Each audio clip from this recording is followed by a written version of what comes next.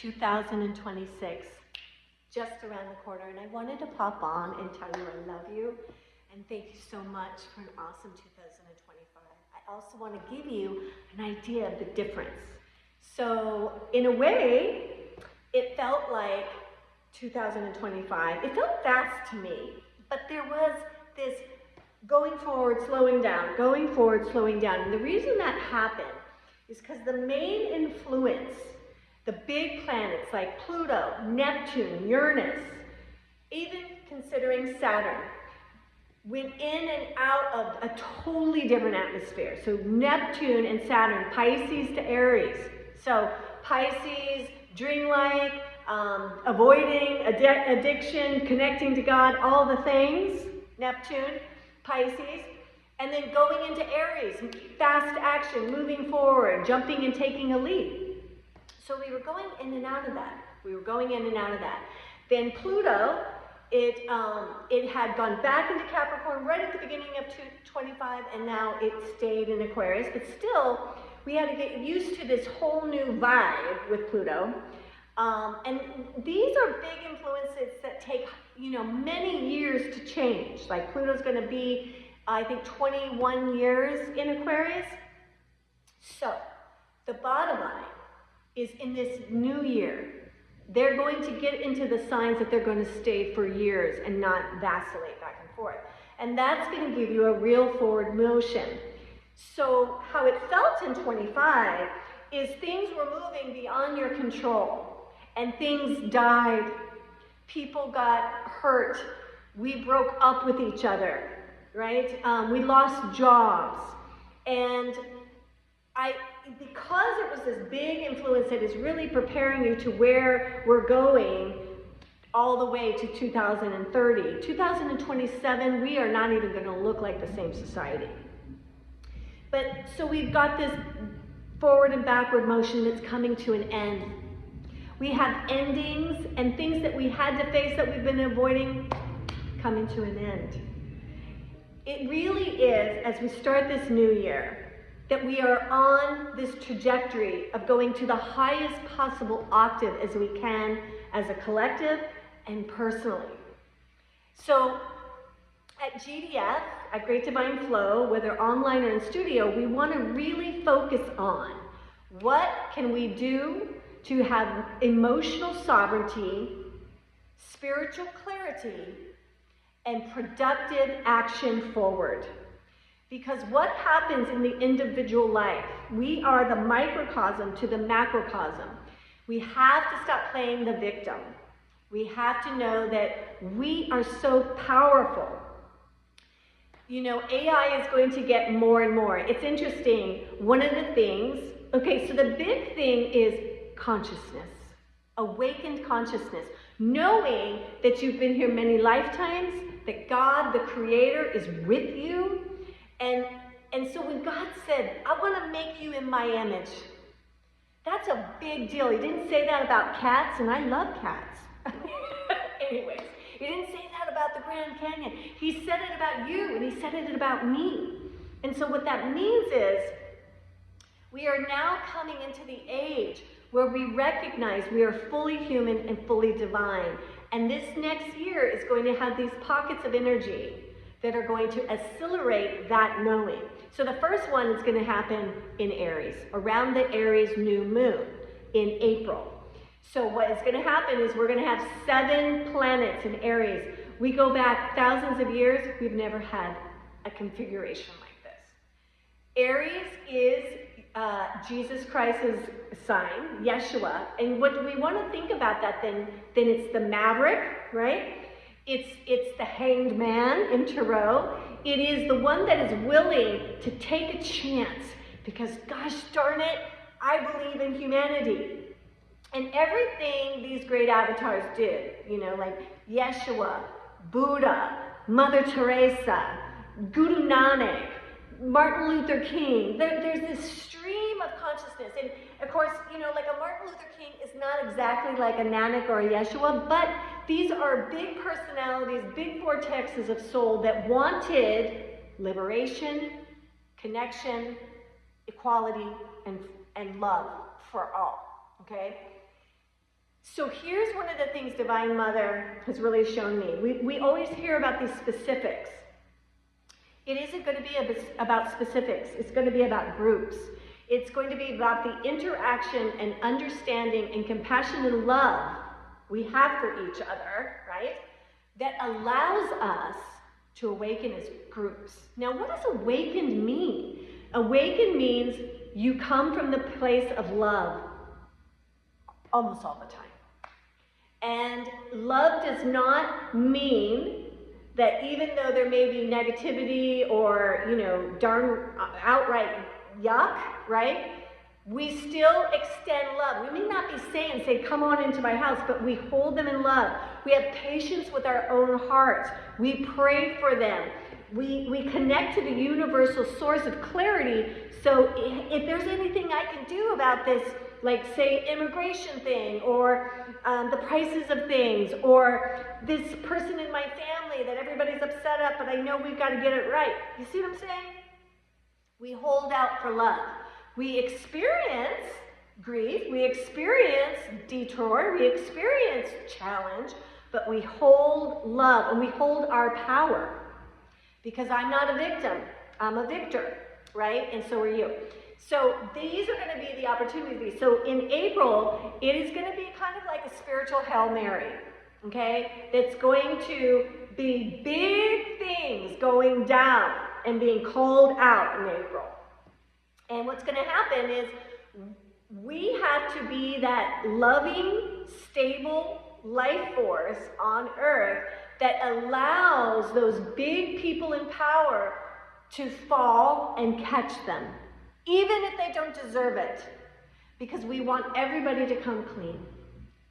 And some coming clean is going to be horrendous. But here's the thing, if we get through the muck, we will get to the gold, okay? It's kind of like, the reason, my spiritual path has always included Kundalini Yoga, but also the 12 steps of recovery and a religious path. And what I mean by that is there is an authority in my life that I am responsible to. I'm not, even though God is in me, I am not God. So this has been very helpful, and I think it's what's missing in society is that being responsible for what we have done. That's why we do a 4th step in the 12 steps. These are all the crazy shit I've done. And you hear it, and another person hears it, and they say, it's going to be okay. From this moment on, you no longer have to do that. So imagine people that are in charge of pharmaceuticals or this and that, and then what they've got to spill, and we are going to be in that position to say, there's no recourse as long as you tell all the truth so that we can get ourselves right and out of this mess. So there's going to be that Hail Mary in April. Then it's going to be pretty quiet till July. And in July, we're going to have our first kind of moving the energy, and I'm going to talk about that, Aquarius to Leo. Leo Aquarius axis rather than Virgo Pisces. So Aquarius is now going to be the crowning jewel starting about June for a year and a half. So in July, we will have a lunar eclipse. Aquarius moon, is that right? Yeah, Aquarius moon, Leo sun. And there's going to be all kinds of squares and trines. It's like the sky is going to light up. Air and fire, hitting each other. Water and earth. It's like everything is coming together and making it happen, making it come to life, making it so nobody can hide. And don't worry about the big collective, because that's going to work out as long as you come clean with yourself, right? You be honest about what, and you've heard me say this before, and I'm going to stick to it. It's the subtle things that you do in your brain that don't work anymore. It's the complaining, it's the victim, it's the judging, it's the gossiping. Oh, but they do suck, and they might suck, But the thing is, that's their actions, and that's their upbringing, and that's whatever's coming to life. But inside of them is God, and that part doesn't stuck. So it's not like we are condoning. There is no condoning. That's not what's happening here. We are giving space for the best part of ourselves to rise and the best part of society to rise. So then we can trust each other and love each other and start to communicate. So we hear this right and left. Whether you call it right, left, liberal, whatever, it's more like there's victim type people and there's people that think they're totally in charge. Neither one is completely correct. So what we're trying to get to is this meeting in the middle and sharing of information and sharing of spiritual tools that help people stay calm, that help people regulate their mind, that help people put down the device I'm recording on, right? I'm like looking for, where's my phone? So these are the things that we're going to address. But in all of that, a new you is online. The things you have dreamt of. And you know, if you can be less about, I dreamt of having this job, or I dreamt of having this many clients, or I dreamt of having the love of my life, I get it. But how does that feel? Like for me, the dream is I consistently feel safe and sovereign in my body. And I am liberated from fearing. Like I fear technology and all kinds, like I'm free of that. That I am free of my compulsion to judge others. And I forgive myself for that, and you forgive yourself for that, and we open ourselves up, because now Neptune, the God force, is out of Pisces. We learned a lot since 2012. We've gone through a lot. We've made a lot of interesting and kind of bad choices during that time because we're delusional.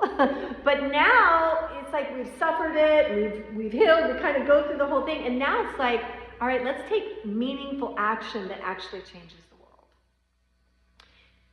Be excited. You have been born at one of the greatest times in humanity. This is like a thing that doesn't come around except for every 12,000 years. And it's not going to be about catastrophe. You know, we've had that happen, simply because humanity just wasn't getting it. And we are the thing that's made in God's image. So it does matter how we're turning out.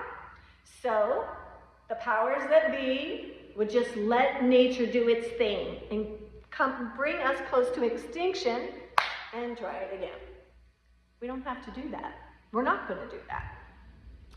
The greatest despair that we're noticing, and this is what we have to deal with, is mental despair. The cold depression that comes from the addiction to technology. This is why in GDF, and I'm sure so many spiritual situations are going to be doing it. It is doing the work, doing the rhythmic breathing, doing the rhythmic mantra, and then going into the quantum field, that space inside of you that is also in the entire universe, and sitting. The sitting and stillness is the antidote to all the information you've had. The wise one inside of you that is connected to God, the Father, Mother, is what's coming online now, so that you can actually make sense and X out the unnecessary. And instead of checking your phone for an answer, you can go and know it. We feel very unstable as humans because we think our phones know more than us. They do have information, but they don't have knowledge. It's interesting, and on Gaia, there's a new AI that's created. I think it's called the Architect. And so the guy, if you've ever heard of him, his name is Robert Grant. He's a genius. It's a little bit weird. I'm not sure exactly how I feel about it, but he makes the Architect. Don't search the web, Architect. Go into the quantum field in consciousness, and this thing starts relating to you and only searches for your past lives and healing, whatever, in the quantum field, not from information. Now, how Robert explains it is like it should only be a tool. It's only showing you what you are possible, what's possible for you and I. Because whatever it can do, it can only do it because you and I can do it. So it's sort of like you play with it and you completely let it go. Because we used to be like this, Atlantis. And I think there was a time before Atlantis and Lemuria. But anyways, let's go back there and what destructed. So Atlantis got overly technical. They lost their heart and humanity was destroyed. Now Lemuria is almost like two Pisces. We never were completely physical. We were more of a light body. So we didn't completely come online. And that was its kind of dilemma. What the end game is, what our soul wants, I want to be in this human body and also know I'm completely divine, which causes fearlessness. If you knew for sure, as soon as this body died, you are just still you, you're in the light body. In fact, you're now more real as soon as this imaginary meat suit goes away.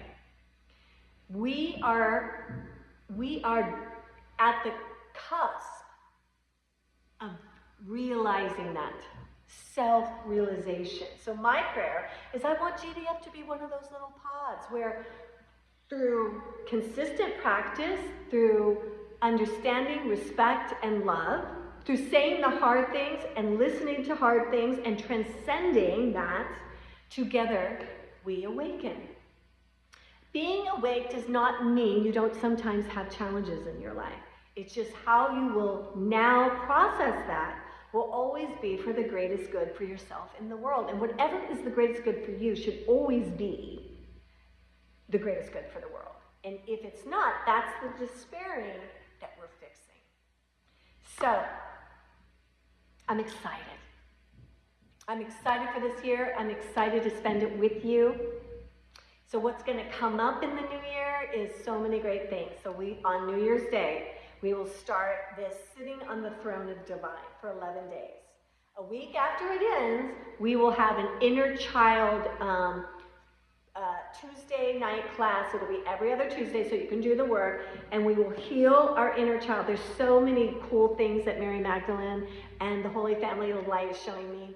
This is the key to really being awake, ascended, enlightened, whatever term you want to use. You got to get all those little people inside of you connected and parented by this loving person you've become. And there's some work to that. And then we will have the ladies, Mary Magdalene, deep dive in nature at Quest Haven at the end of this month, January. So it'll be January 30th, 31st, and 1st, and February 1st, because it's her birthday.